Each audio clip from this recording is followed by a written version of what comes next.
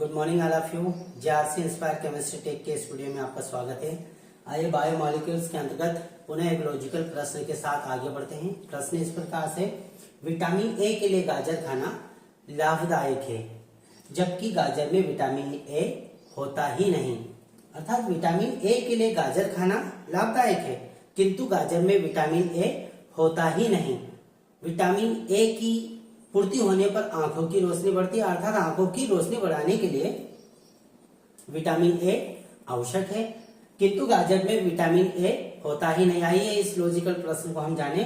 तो गाजर में बीटा कैरोटीन पाया जाता है और आंतों की म्यूकासा लेयर जो होती है बीटा कैरोटीन को ए में कन्वर्ट कर देती है, अर्थात विटामिन ए में बदल देती है।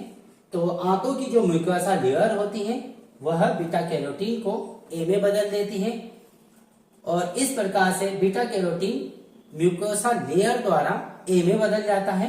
इसलिए बीटा कैरोटीन को प्रोविटामिन ए भी कहते हैं। अर्थात बीटा कैरोटीन को म्यूकोसा लेयर विटामिन ए में कन्वर्ट कर देती है। अतः इस प्रकार से हमारे अंदर विटामिन ए की पूर्ति हो जाती है। अर्थात आंखों की रोशनी बढ़ाने के लिए विटामिन ए आवश्यक है किंतु गाजर में विटामिन ए होता ही नहीं।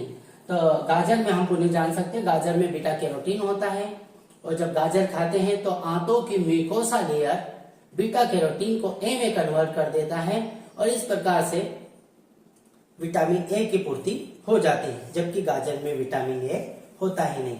इस प्रकार से हमने इस लॉजिकल प्रश्न को जाना। यदि आप इस चैनल पर नए हो तो चैनल को लाइक कीजिए, सब्सक्राइब कीजिए, शेयर कीजिए। धन्यवाद।